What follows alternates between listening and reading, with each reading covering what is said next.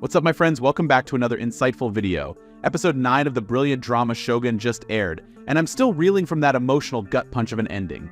Lady Mariko's shocking death capped off the episode, but not before she delivered a chilling original poem loaded with dark metaphors. Let's peel back the layers of symbolism in her foreboding leafless branch verse. For those new to the series, Shogun follows the journey of English sailor John Blackthorne in feudal Japan. He's caught in the political crossfire as warlords like Toranaga and Ishido vie for power. Episode 9 saw Mariko being sent by Toranaga to Osaka, where she was being held captive by Ishido. In a poignant reunion with her childhood friend Ochiba, Mariko improvises a haunting poem that hints at tragic events to come. So let's dive into this ambiguous poem line by line. Mariko opens with bleak winter imagery: the snow remains and a cold evening haze despite it being spring. Already she's using the metaphor of winter as an omen of death. Then we get the key line: a leafless branch on the surface, just a tree descriptor.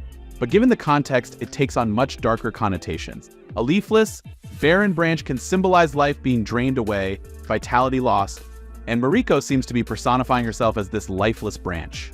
But why recite this to Ochiba, whose name literally translates to fallen leaves? Because Mariko is cleverly using nature's cyclical imagery to warn her friend about the death and devastation heading their way, like a harsh winter killing the fallen autumn leaves.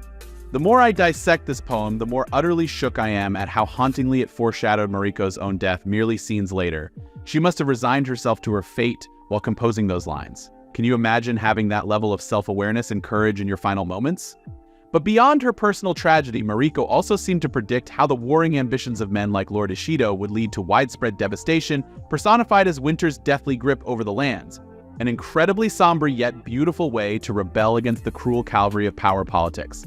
What's most poignant is that Mariko wasn't threatening Toranaga himself with this poem, despite her death resulting from following his orders. The writers went out of their way to show she still respected his authority in that moment. She was simply being pragmatic about the inevitable cycle of death that comes with such conflicts between warlords. Mariko's leafless branch poem will undoubtedly go down as an iconic, textured metaphor for the ravages of war and the incredible strength she showed in facing her fate. With layers of environmental and natural symbolism, it's a lyrical gut punch that has really elevated Shogun's writing to an elite level. The stakes just got exponentially higher coming off this episode's climax. I have a feeling we're in for an epic, emotionally draining path to that crimson sky teased in the title. Be sure to dissect the poem further and share your own analysis down in the comments. Smash that like button to pay respect to Mariko's tragic yet heroic demise. And subscribe for way more insightful breakdowns as Shogun continues to take us all on this cinematic journey into a rich, brutal period of history. I'll catch you legends on the next poetic recap.